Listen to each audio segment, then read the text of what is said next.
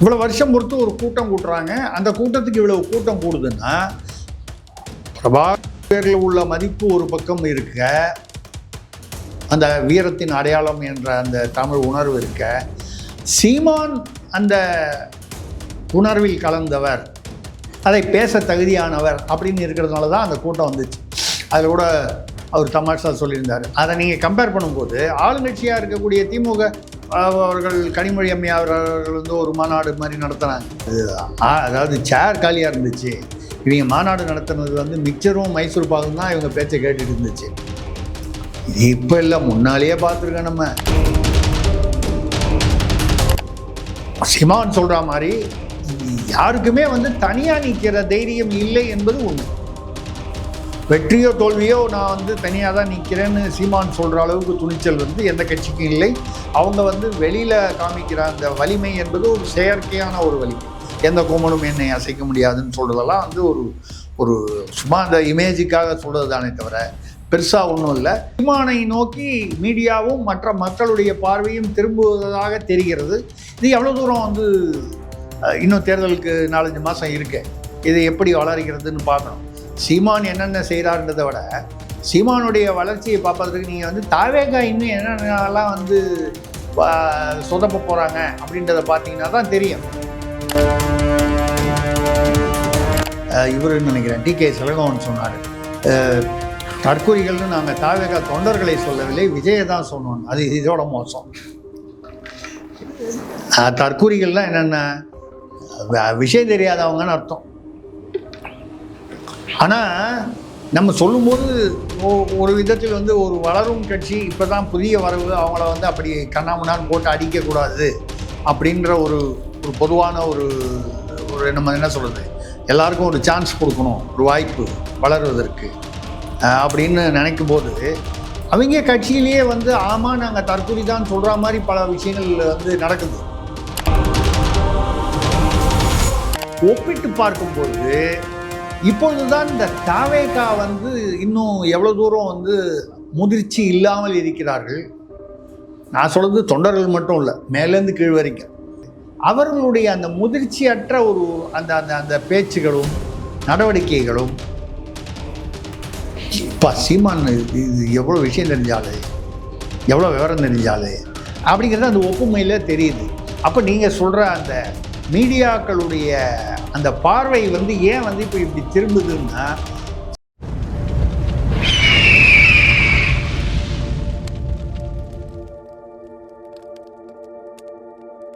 அரசியல் நேயர்களுக்கு வணக்கம். இன்று நம்மோது இணையும் சிறப்பு இருந்தால் மூத்த பத்திரிகையாளர் திரிசக்தியார் அவர்கள். வணக்கம் சார். வணக்கம் சரண், சொல்லுங்கள். எப்படி இருக்கீங்க சார்? ஃபர்ஸ்ட் கிளாஸாக, மழையெல்லாம் பிரமாதமாக பெஞ்சிக்கிட்டு இருக்கு.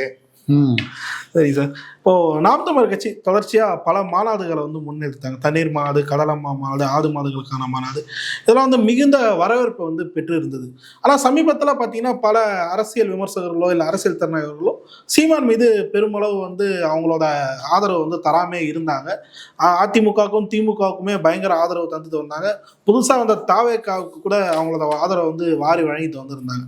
ஆனால் இப்போ இந்த மாநாட்டுக்கு பிறகு அதே மாதிரி வந்து சேம் டைம் தாவேகா நடக்கக்கூடிய அந்த விஷயங்கள்லாம் பார்த்த பின் சீமான் அவர்களை வந்து 3வது பெரிய கட்சின்னு சொல்லிட்டு அவங்களே வந்து வாய் திறந்து பேச ஆரம்பிச்சிருக்காங்க. எப்படி பார்க்குறீங்க சார் இது?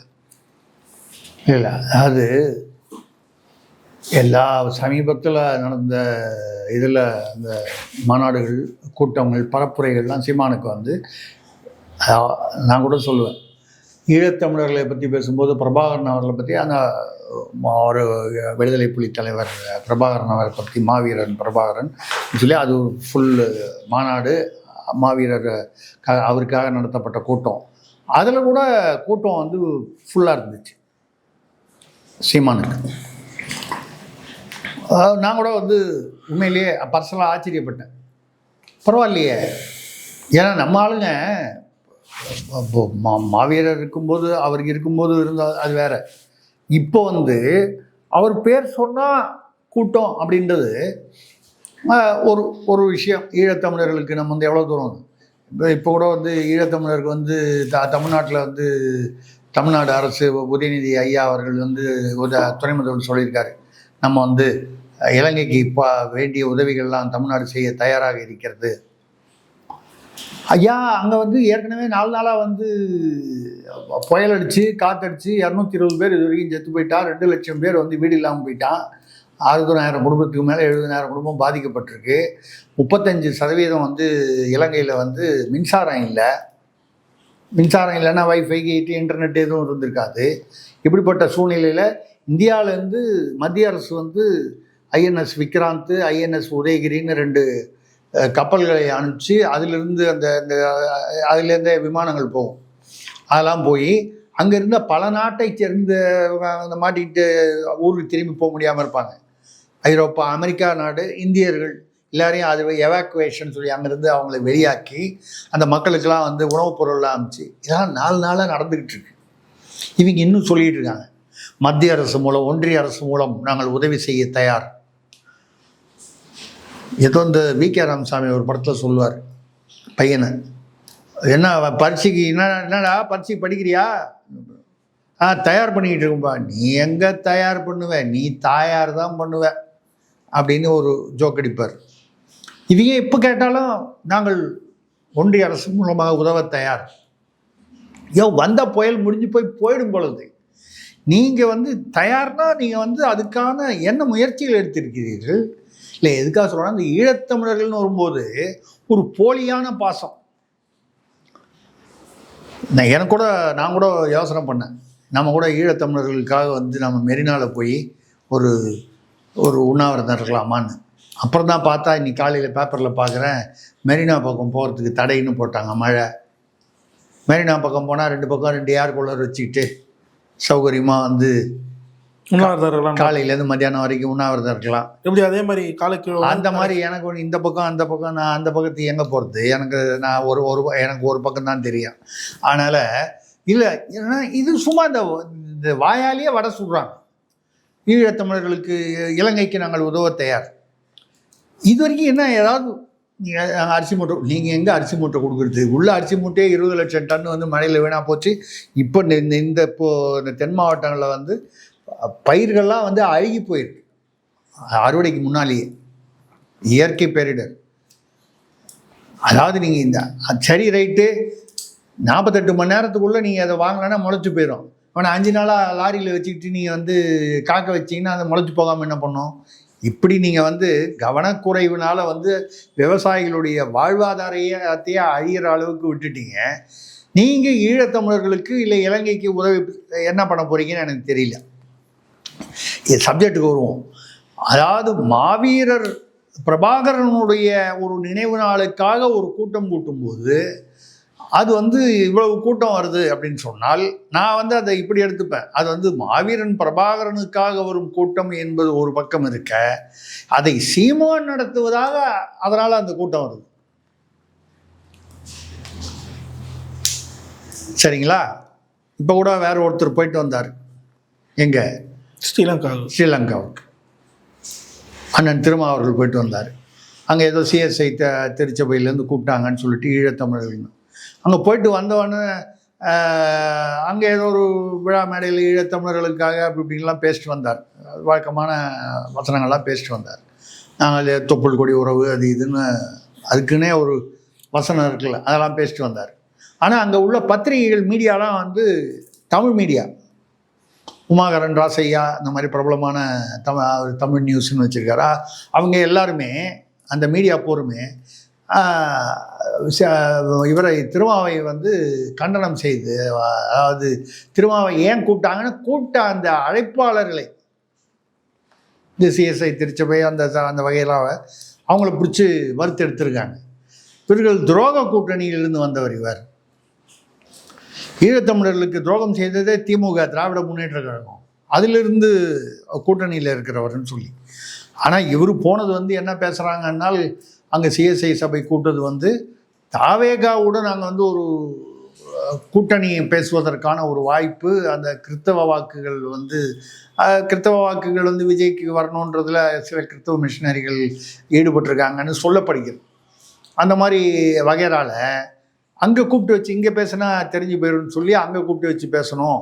அங்கே அவங்க பணம், அது என்ன பேரங்கள் நடந்தது, எவ்வளவு சீட்டு, எவ்வளவு நோட்டுன்னு எல்லா பேரங்கள்லாம் நடந்தது, இதெல்லாம் தெரிஞ்சுதான் என்ன பண்ணிச்சு தமிழக அரசு, திமுக, அதாவது திமுக அரசு என்ன பண்ணுச்சு, ஓ அங்கே போய் நீங்கள் பேசிட்டு வரீங்களா, சிஎஸ்ஐயா, ஓ விஜயோட பேசுறதுக்காகவான்னு வந்தோடனே இங்கே எதுவுமே வந்து அதை பற்றி எந்தவித நம்ம கூட பேசுகிறோம் முன்னால் ஒரு போஸ்ட் அடிக்கக்கூடாது, ஒரு விழா நடத்தக்கூடாதுன்னு சொல்லி 4 ட்வீட் மட்டும் போட்டு முடிச்சுக்கிட்டார்.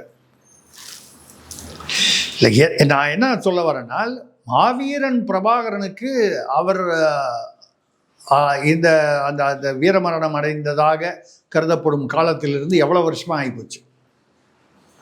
இவ்வளோ வருஷம் பொறுத்து ஒரு கூட்டம் கூட்டுறாங்க. அந்த கூட்டத்துக்கு இவ்வளவு கூட்டம் கூடுதுன்னா பிரபாகரன் பேரில் உள்ள மதிப்பு ஒரு பக்கம் இருக்க, அந்த வீரத்தின் அடையாளம் என்ற அந்த தமிழ் உணர்வு இருக்க, சீமான் அந்த உணர்வில் கலந்தவர், அதை பேச தகுதியானவர் அப்படின்னு இருக்கிறதுனால தான் அந்த கூட்டம் வந்துச்சு.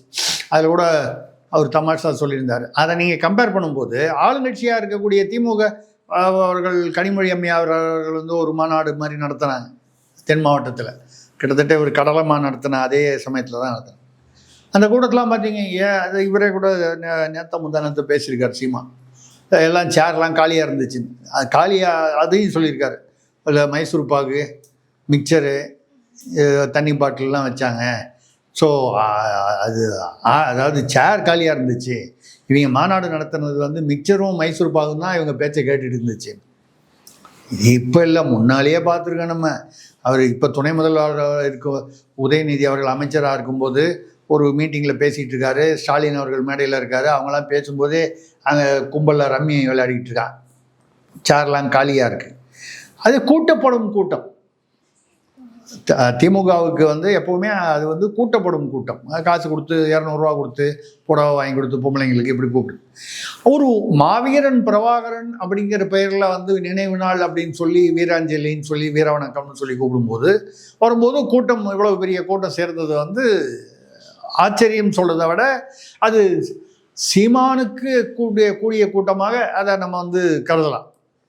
இப்போ இதுவே வந்து சப்போஸ் திருமாவளவன் கூப்பிட்டுருந்தாருன்னா தமிழ்நாட்டில் எவ்வளோ பேர் வந்திருப்பாங்க, அப்படி நம்ம அப்படி தானே கம்பேர் பண்ணி பார்க்க முடியும்.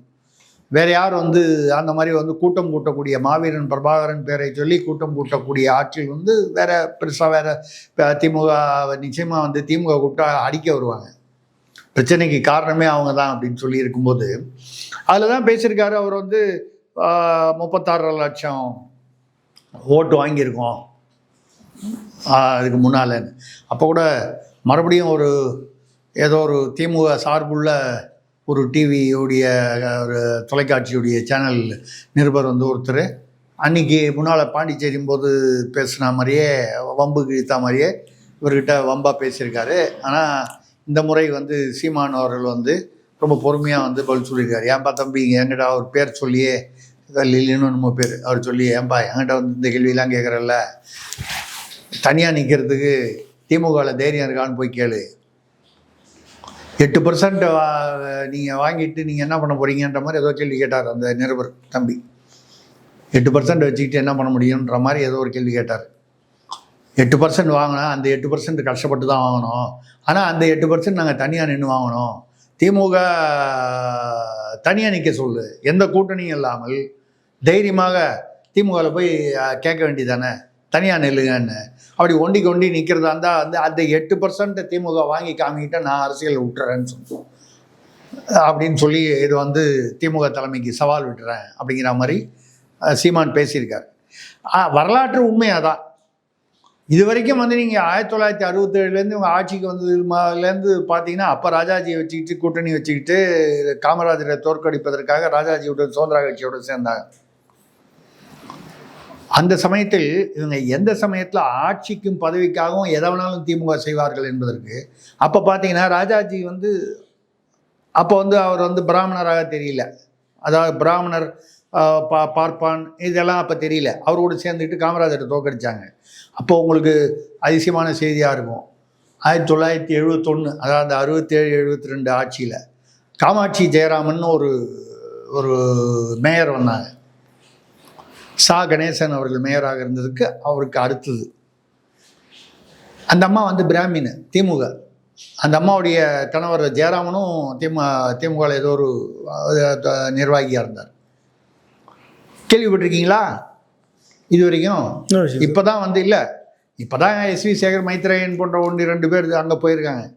அதுக்கு முன்னால் இவர் இருக்கும்போது ஐயா கருணாநிதி இருக்கும்பொழுது அவர்கிட்ட ஒரு பத்திரிகையாளர் ஒருத்தர் இருந்தார், சின்ன குத்தூசின் தியாகராஜன்.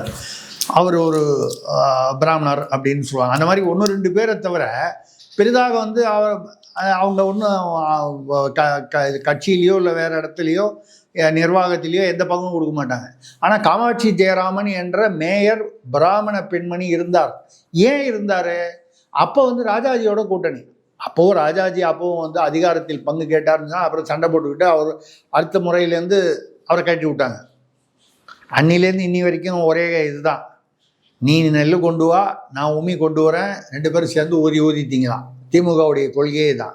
கூட்டணி கட்சிகள் உழைப்பு கொடுக்கணும், அவங்களோட வாக்கு வங்கி வேணும், ஆனால் அதிகாரத்தில் வரும்போது நான் தான் இருப்பேன், உங்களுக்கு பிளாஸ்டிக் சேர் தான். இது எல்லாருக்கும் பொருந்தக்கூடிய ஒரு அவங்களுடைய கொள்கை கோட்பாடு.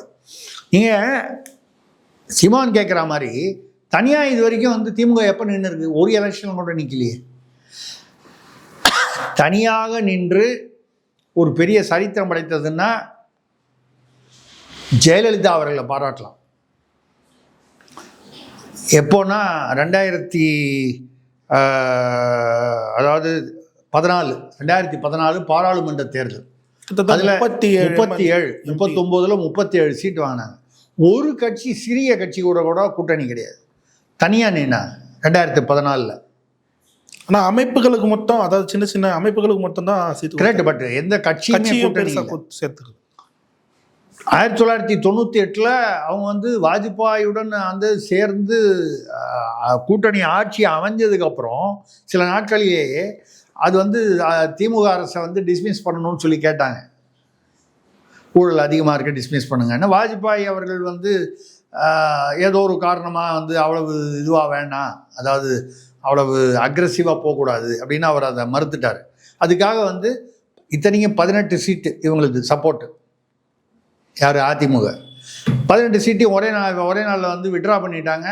கடைசியில் வாஜ்பாய் நம்பிக்கையில்லா தீர்மானத்தில் 270 வாங்கினா அவர் வந்து தப்பிச்சிருவார் ஆட்சி. 269 வாங்க.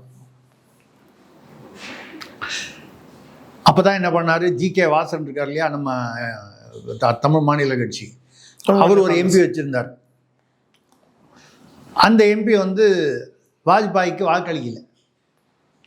வாக்களிச்சிருந்தா ஆட்சி தப்பிச்சிருக்கும். அதுக்கப்புறம் ஆட்சி கலைஞ்சி மறுபடியும் ஆட்சி கலைஞ்சவொடனே என்ன பண்ணாங்க, திமுக போய் அதுவரை வந்து தீண்டத்தகாத கட்சி, மதவாத கட்சின்னு சொன்ன பாஜகவோடு சேர்ந்து போய் கூட்டணி அமைச்சாங்க. எதுக்காக இதை சொல்கிறேன்னா, சேலை கட்டிய புடவை கட்டின ஒரு பொம்பளைக்கு இருக்கிற தைரியம் திமுகலாம் அன்னிலேருந்து இன்னி வரைக்கும் கிடையாது. இத்தனையும் அந்த அம்மா வந்து எங்கே போய் நிற்குது? 2014 பாராளுமன்ற தேர்தல், சட்டமன்றத்தில் கூட இல்லை. நிற்கிறது ஒரு தைரியம் வேணும். அந்த தைரியத்தை பாராட்டணும், துணிச்சலை பாராட்டணும். அதுலேயும் 39 37 வாங்கியிருக்காங்க. அந்த துணிச்சல் திமுகவுக்கு உண்டானா அந்த காலத்துலேருந்து, அண்ணாதுரை காலத்துலேருந்து ஆரம்பித்து இன்னி வரைக்கும் இல்லை, இனிமேலும் வர்றதுக்கு வாய்ப்பு இல்லை. அதில் தான் இவர் சவால் விட்டு கேட்டிருக்காரு, இந்த மாதிரி வந்து நீங்கள் வந்து என்ன வந்து கேட்குறீங்களே தம்பி, அங்கே போய் கேட்பீங்களா? இந்த மாதிரிலாம் கேள்வி கேட்குறதுக்கு உங்களுக்கு அங்கே போய் பேசுகிறதுக்கு தைரியம் இருக்கா அப்படின்னு சொல்லி. அப்போ தான் 3வது பெரிய கட்சி அப்படிங்கிறத நீங்கள் சொன்ன அந்த வார்த்தையை வந்து அவர் வந்து சொல்லியிருக்காரு. 36 லட்சம் ஓட்டு நாங்கள் வாங்கியிருக்கோம். வந்து அதாவது நீங்கள் தான் வலுவாக இருக்கீங்க, எந்த கொம்பனும் எங்களை வந்து, அது கூட நிருபர் கேட்டிருக்காரு, எல்லாரும் தான் பேசுகிறாங்க, எந்த கொம்பனையும் என்ன அசைக்க முடியாது, எந்த கொம்பனையும், இந்த கொம்பன்றவன் யாருன்றது நமக்கு தெரியவே இல்லை. கடைசியில் எந்த கொம்பனும் என்ன அசைக்க முடியாது எல்லாரும் பேசுகிறாங்க, எல்லா அரசியல்வாதியும். அது பேசினா தான் அரசியல்வாதி தமிழ்நாட்டில். அந்த எந்த கொம்பனை அசைக்க முடியாதுன்னா அப்புறம் ஏன் கூட்டணி? எதுக்கு? நீங்கள் தான் எல்லாம் வலிமையாக இருக்கீங்களே, 4 கொம்பன் சேர்ந்தாலும் உங்களை அசைக்க முடியாது அப்படின்னா தனியாகவே நிற்கலாமே. திருமாவளவன் எங்கேயோ போயிட்டு போகிறாரு, காங்கிரஸ் எங்கேயோ போயிட்டு போகுது. இப்போ கூட காங்கிரஸ் கூட்டணின்னு பேச ஆரம்பித்தாங்க. கடைசியில் பார்த்தா அந்த கூட்டணி அவர் சோடங்கர் வந்து கூட்டத்தை ரத்து பண்ணிட்டார். மீட்டிங்கை மாநில நிர்வாகிகள்லாம் கூப்பிட்டுருந்தார். அவர் தான் தமிழ்நாடு இன்சார்ஜ் காங்கிரஸில். அதில் செல்வ பெருந்தகை, தாவேகாவுக்கு போகணுன்னு சொல்லக்கூடிய அந்த சப்போர்ட் பண்ணக்கூடிய அவர் பேர் என்ன, ராஜேஷ்குமார், நீ யாரோ கிடையாது 4 பேர் போட்டிருந்தாங்க. இப்போ அந்த மாநில நிர்வாகிகளோடு உள்ள கூட்டத்தையே அவர் வந்து இப்போ தள்ளி போட்டார். என்ன சொல்கிறாங்கன்னா, இந்த அணி வந்து இந்த காங்கிரஸில் உள்ள அந்த 4 அந்த அணி வந்து குழு வந்து கூட்டணி பேசுவதற்காக தானே தவிர திமுகவுடன் கூட்டணி பேசுவதற்காகன்னு ஒன்றும் இல்லை. அப்போ கூட்டணின்னா தாவேகா கூட பேசலாம்ல, வாய்ப்பு இருக்கலாம். ஏன்னா அதில் ராஜேஷ்குமார் இருக்காரு, கார்த்தி சிதம்பரம், KS அழகிரிலாம் தாவேகா பக்கம் போகணும்னு எண்ணம் உள்ளவங்க இருக்காங்க. செங்கோட்டையன் போயிருக்காருல்ல, அவர் ஒரு திருமணத்தில் வந்து திருநாவுக்கரசர், காங்கிரஸ் ஒரு காலத்தில் அதிமுக, ஏன் ஒரு காலத்தில் அதிமுகவில் ஒன்றா இருந்தவங்க தானே திருநாவுக்கரசரும் செங்கோட்டையன் இல்லாமல். அவரும் அந்த திருமணத்தில் சந்தித்து பேசியிருக்காங்க. திருநாவுக்கரசர் வந்து நீங்கள் அவசரப்படாதீங்க, அவர் காங்கிரஸில் இருக்கார், இன்னும் பெரிய பதவியில் இல்லை திருநாவுக்கரசர். ஒரு காலத்தில் இதில் மாநில தலைவராக இருந்தவர், ஒரு பீரியடில் செல்வாக்காக இருந்தவர், அரசியல் செல்வாக்கு. இப்போ உண்மையிலேயே சொல்லப்போனால் ஜானகி அம்மாளை தாண்டி ஜெயலலிதாவை வந்து ஆட்சிக்கு வருவதற்கு ஒரு முக்கியமான கருவியாக இருந்தவர் திருநாவுக்கரசர். அப்போ அதுக்கப்புறம் அவர் கொஞ்சம் கொஞ்சமாக அப்படி அரசியல் வானத்தில் வந்து மங்கி போயிட்டார். இப்போ திருநாவுக்கரசர் செங்கோட்டையனும் பேசியிருக்காங்க. ஆக இப்போ வந்து திமுக கூட்டணி வந்து ஏதோ காங்கிரஸோட நிச்சயமாயிடுச்சுன்றது சொல்ல முடியாத அளவுக்கு அங்கே வந்து இருக்குது. விசிகாவும் தான் அங்கே ஸ்ரீலங்காவில் போய் பேசுறதுக்காக போனார், சரியாக வரல. இப்போ என்ன பண்ண போகிறாருன்னு தெரியல. இப்படி ஒரு பக்கம் இருக்க, சீமான் சொல்கிற மாதிரி யாருக்குமே வந்து தனியாக நிற்கிற தைரியம் இல்லை என்பது உண்மை. வெற்றியோ தோல்வியோ நான் வந்து தனியாக தான் நிற்கிறேன்னு சீமான் சொல்கிற அளவுக்கு துணிச்சல் வந்து எந்த கட்சிக்கும் இல்லை. அவங்க வந்து வெளியில் காமிக்கிற அந்த வலிமை என்பது ஒரு செயற்கையான ஒரு வலிமை. எந்த கோமனும் என்னை அசைக்க முடியாதுன்னு சொல்கிறதெல்லாம் வந்து ஒரு சும்மா அந்த இமேஜுக்காக சொல்கிறது தானே தவிர பெருசாக ஒன்றும் இல்லை. செங்கோட்டையன் தாவேகாவுக்கு போயிருக்காரு, அது நம்ம என்ன சொல்கிறது இல்லை. அதில் தான் சார் ஒரு கொஸ்டின். இப்போ அரசியல் தலைவர்களாக தாவேகா ஆதரிச்சிட்டு இருந்தாங்க. இப்போ தாவேகாவோட அந்த நிலைப்பாடு காரணமாக தான் இப்போ நாம் தமிழர் மீதே அவங்க பார்வை திரும்பி இருக்கு அப்படின்னு சொல்லிட்டு ஒரு விஷயம். இல்லை கூட தாவேகா அப்படின்னு சொல்லும்போது திமுகலேருந்து அது ஒரு சர்ச்சையாச்சு. அவர் RS பாரதியோ இல்லை யாரோ ஒருத்தர் வந்து இல்லை அவங்க அந்த மாதிரி பேச்சாளர்கள் யாரோ அது தற்குறிகள் கட்சி அப்படின்னு சொல்லிட்டாரு அப்படின்னு சொல்லி அதுக்கப்புறம் வந்து இல்லை அவருடைய இவருன்னு நினைக்கிறேன் TK செலகோவன் சொன்னார், தற்குறிகள்னு நாங்கள் தாவேகா தொண்டர்களை சொல்லவில்லை, விஜயை தான் சொன்னோம். அது இதோட மோசம்.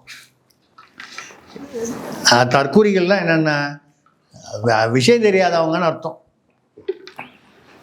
ஆனால் நம்ம சொல்லும்போது ஒரு விதத்தில் வந்து ஒரு வளரும் கட்சி இப்போ தான் புதிய வரவு, அவங்கள வந்து அப்படி கண்ணாமுன்னான்னு போட்டு அடிக்கக்கூடாது அப்படின்ற ஒரு பொதுவான ஒரு நம்ம என்ன சொல்கிறது, எல்லாருக்கும் ஒரு சான்ஸ் கொடுக்கணும், ஒரு வாய்ப்பு வளருவதற்கு அப்படின்னு நினைக்கும் போது அவங்க கட்சியிலேயே வந்து ஆமாம் நாங்கள் தற்குறி தான் சொல்கிற மாதிரி பல விஷயங்கள் வந்து நடக்குது. ஒருத்தர் பார்த்தீங்கன்னா முன்னால் கூட நம்ம பேசியிருக்கோம், தமிழ்நாட்டில் விமான நிலையம் வந்து ஆரம்பித்தால் என்ன, ஓசூரில் போய் விமான நிலையத்துக்கு மாற்றிய ஒன்றிய அரசு வந்து எப்படி வந்து ஒத்துக்குச்சு, மாநில அரசு எப்படி விட்டுது, தமிழ்நாட்டில் எல்லாம் நீங்கள் ஆரம்பிச்சிருக்கணும், ஓசூர்லையா, ஓசூர் தமிழ்நாட்டுக்குள்ளே இருக்குதுன்னே தெரியல தாவேகால. அதுக்கப்புறம் இப்போ ஒருத்தர் அறிக்கை போட்டிருக்காரு, இப்போ 2-3 நாள் முன்னால் பார்த்தீங்கன்னா பாண்டிச்சேரியில் வந்து இவர் புஷி ஆனந்த் அவர் அந்த ஆட்சி எப்படி இதெல்லாம் பேசுகிறாங்க.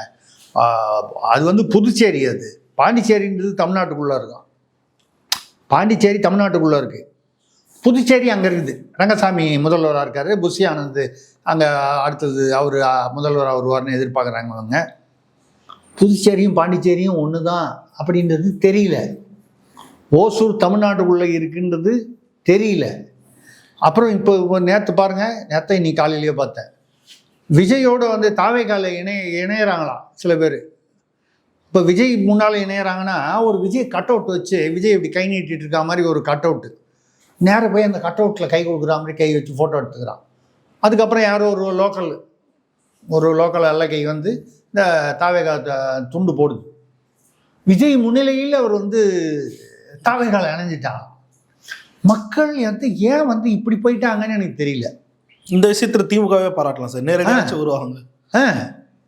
அதாவது இவங்க அந்த கட் அவுட்டுக்கு அந்த பால் அபிஷேகம் பண்ணாங்க பாருங்க, அதுலேருந்து இவங்க இன்னும் வெளியிலே வரல. கட் அவுட் கலாச்சாரத்திலே இருக்காங்க. இந்த கட் அவுட்லேருந்து வெளியே வந்தால் தானே நீங்கள் வந்து கட் அவுட்டுக்கு கை கொடுக்குற அளவுக்கு ஆகிப்போச்சு தமிழ்நாட்டு மக்களை நினச்சாவே வந்து வருத்தமாக இருக்குது. கட் அவுட்டுக்கலாமா கை கொடுப்பீங்க அவர் முன்னிலையில்னு சொல்லி. நான் என்ன சொல்கிறேன், விஜய் அவர்களுடைய ஒரு கட் அவுட் வைங்க, நீங்கள் உள்ளூர் தலைவர் யாரோ அவரை வச்சு நீங்கள் சேருங்க, அதெல்லாம் அறிவிப்புலாம் பண்ணுங்கள். அந்த கட் அவுட்டுக்கு இப்படி அது கை நீட்டுற மாதிரி கட் அவுட்டு, அந்த கையில் போய் அப்படி கை வச்சு ஒரு ஃபோட்டோ எடுத்துக்கிறேன். கொஞ்சம் உத்து பார்த்தீங்கன்னா தான் அது கட் அவுட்டுன்னு தெரியுது. ஏன்னா வந்து மனுஷங்களோட ஹைட்டாக இருக்குல்ல, அது கொஞ்சம் ஹைட்டாக இருக்குது. விஜய் திடீர்னு வளர்ந்துட்டாரா, 4 இன்ச்சு எக்ஸ்ட்ரா வளர்ந்துட்டாரான்னு அந்த மாதிரி. இந்த அளவுக்கா வந்து ஒரு அதில் நீங்கள் கேளுங்க, அதில் யாரை வந்து கேட்டாலும் தாவேகாவோட கொள்கை என்னங்க, என்ன அது தளபதி என்ன சொல்கிறாரோ அதாங்க கொள்கை. சரி, தளபதி என்ன தாங்க சொல்கிறாரு அது தெரியாதுங்க. அவர் தளபதி, அவரை பிடிக்கும், அதனால் அந்த கட்சியில் இருக்கும். அவர் என்ன சொல்கிறாரோ அதான் கொள்கை. தளபதி தான் கொள்கை. தளபதிக்கே முதல்ல அவர் என்ன சொல்கிறாருன்னு தெரியுதான்னு தெரில. ஒரு பாட்டில் பைக்கு கொடுப்பேன், கார் கொடுப்பேன், எல்லாருக்கும் ஒரு ஃப்ளைட் வாங்கி கொடுப்பேன், ராக்கெட் வாங்கி கொடுப்பேன்னு சொல்லிகிட்டு இருக்காரு. அதை இப்போ நீங்கள் வரும்போது தாவேகாவுக்கு வந்து கொஞ்சம் கொஞ்சமாக வாய்ப்புகள் வருகின்றன. வாய்ப்புகள்னால் அந்த அரசியலில் அவங்க வர்றதுக்கான வாய்ப்புகள் தெரிகின்றன. இந்த வாய்ப்புகளில் அவர்கள் எப்படி நடந்து கொள்கிறார்கள் என்று சொல்லும் பொழுது அந்த முதிர்ச்சியற்ற தன்மை வந்து வெளிப்படையாக தெரிகிறது. புரியுது. பாண்டிச்சேரி தமிழ்நாட்டுக்குள்ளே இருக்குன்றதும், ஓசூர் வந்து தமிழ்நாட்டுக்கு வெளியில் இருக்குதுன்னு சொல்கிறதும், கட் அவுட்டு கை கொடுக்குறதும், இதெல்லாம் வரும்பொழுது கார் கொடுக்குறேன், பைக்கு கொடுக்குறேன், இதுக்கெல்லாம் காசு எங்கே இருக்குதுன்னு யோசனை பண்ணும்போது சீமான் கூட அதுக்கெல்லாம் பெட்ரோல் யார் கொடுக்குறதுன்னு கேட்டார். முதல்ல கார் வாங்கினால பெட்ரோல் போடுறதுக்கு. அப்புறம் கூட சொல்லுவாங்க, இல்லைங்க நாங்கள் வந்து பெட்ரோலுக்கு பதில் தண்ணி ஊற்றி கூட வண்டி ஓட்டலான்னு. சும்மா சொன்னால் ஜனங்க கேட்டுக்க வேண்டியது தானே, நடக்குதா நடக்கலையா, வந்துடுவா போகிறாங்க. இப்படி இதை பார்க்கும்போது இப்போ நீங்கள் சொல்கிற கேள்விக்கு வருவோம். அப்போ இப்போ இந்த எப்பவுமே ஒப்புமையில் தான் அந்த உண்மைகள் தெரியும். இப்போ இந்த திமுக அதிமுக இதில் இதுன்னா திமுக இவ்வளோ ஊழல், அதிமுக இவ்வளோ ஊழல்னா அப்போ அதிமுக பரவாயில்ல, இப்படி ஒரு கணக்கு. அதே மாதிரி இன்னொரு 2 கட்சி பார்க்கும்போது இந்த கட்சி அந்த கட்சி எப்படி இருக்குது அப்படின்னா ஒரு ஒப்புதலில் தான் எப்போவுமே, ஒப்புமையில் தான் வந்து அந்த கம்பேரிசனில் தான் வந்து அந்த உண்மைகள் வெளியில் வரும். இவர்களோடு அவர்களை ஒப்பிட்டு பார்க்கணும். அப்படி தானே நம்ம பார்க்க முடியும். 4 பேர் நிற்கிறான் ஒரு தொகுதியிலன்னா இவன் யார் இதில் யார் பரவாயில்ல, அப்படி தானே நம்ம வந்து ஒப்புமை தானே, அப்படி தானே நம்ம ஜனநாயகம். அந்த வகையில் ஒப்பிட்டு பார்க்கும்பொழுது இப்பொழுது தான் இந்த தாவேகா வந்து இன்னும் எவ்வளோ தூரம் வந்து முதிர்ச்சி இல்லாமல் இருக்கிறார்கள். நான் சொல்கிறது தொண்டர்கள் மட்டும் இல்லை, மேலேருந்து கீழ் வரைக்கும் முதிர்ச்சி இல்லாமல் இருக்கிறார்கள். ஆதவர்ஜுனா என்ன பேசுகிறார், 6 மாதம் பொறுத்து யார் ரவுடின்னு தெரியும். என்ன, அதாவது ஒரு பதவிக்கு வரும்போது நம்ம என்ன பேசுகிறோமோ அது வந்து அந்த இதை அது அந்த தலைமையை பாதிக்கும், கட்சியை பாதிக்குங்கிறது தெரியாமையே பேசுவாங்க. யார் ரவுடின்னு அப்படின்னா இப்போ ரோட்டில் நின்னா வந்து முடிவு பண்ணுறது. அந்த அளவுக்கு இப்போது மீடியா வந்து ஏன் வந்து இந்த பக்கம் சீமான் பக்கம் திரும்புது அப்படின்னு சொன்னால், தாவேகா என்ற கட்சியிடம் ஒரு பெரிய எதிர்பார்ப்பு, நான் உட்பட ஒரு புதுசாக ஒரு கட்சி வருது, புதிய வரவுகள் வரவேற்கப்படணும் அப்படிங்கிற முறையில் பார்க்கும்போது நம்ம வந்து அவர்களை வரவேற்க தயாராக இருக்கும் பொழுது அவர்களுடைய அந்த முதிர்ச்சியற்ற ஒரு அந்த அந்த அந்த பேச்சுகளும் நடவடிக்கைகளும்,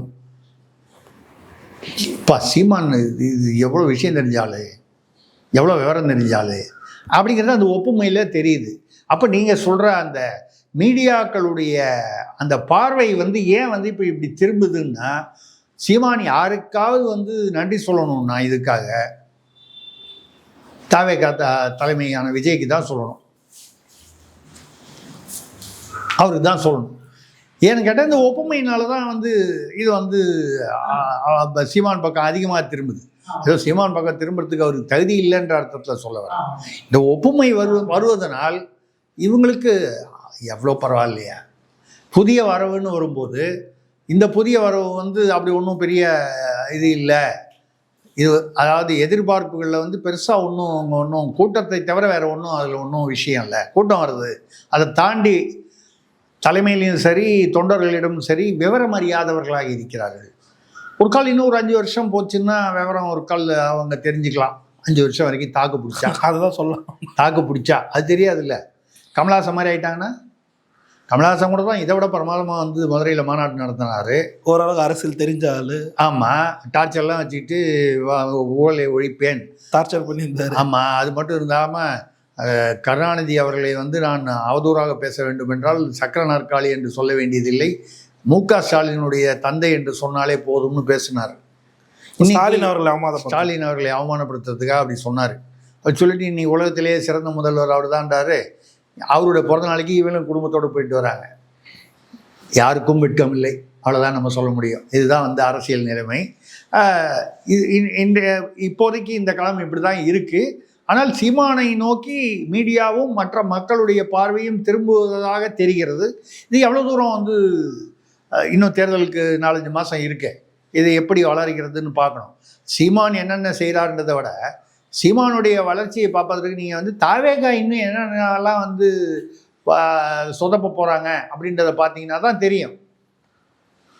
ஏன்னா ஒருத்தருடைய அந்த அந்த அரசியல் முதிர்ச்சியின்மையை பார்க்கும்போது தான் இவர் கிளாஸ்லேயே வந்து ரேங்க் வந்து வாங்கும்போது எப்படி 2வது ரேங்க் வாங்கினவனோட ஃபஸ்ட் ரேங்க் வாங்கினவன் 2 மார்க்கு கூட, அதனால் வாங்குறான். அப்படி தானே ரேங்க் போடுறாங்க. அந்த மாதிரி வரும்போது இந்த ரேங்க்கில் வரும்போது இந்த பையன் வந்து ஃபெயில் மார்க் வாங்குறான், இவர் வந்து அதிக மார்க் வாங்குறாருன்னா அந்த மார்க்கை இவர் கீழே மேலே அப்படிங்கிற அந்த ஒப்புமை தான் காரணம். பார்க்கலாம் எப்படி போகுது என்று. இப்பொழுதை பார்த்து களம் வந்து சீமானுக்கு வந்து முன்பை விட கொஞ்சம் அதிக பலம் இருப்பது போல தெரிகிறது. பட் எந்த அளவுக்கு எண்ணிக்கையில் வந்து 8ங்கிறது வந்து 10 வருமா 12 வருமா, ஒரு யார் அரசமைப்பது என்ற முடிவுக்கு வருமானது பல காரணிகள். யார் யாரோட கூட்டணி சேர்றாங்க. இப்போ காங்கிரஸ் வந்து நேற்று வரைக்கும் பார்த்தா வந்து ஏதோ கிட்டத்தட்ட திமுகவில் கன்ஃபார்ம்டுன்ற மாதிரி இருந்துச்சு. இன்னைக்கு காலையில் வர தகவலை பார்த்தா இல்லைன்ற மாதிரி இருக்குது. ஸோ இதை பொறுத்து நாம் வந்து அதான் முடிவு செய்ய வேண்டியிருக்கும். ஓகே சார், பல்வேறு கேள்விக்கு தெளிவாக இருக்கும். வணக்கம், நன்றி.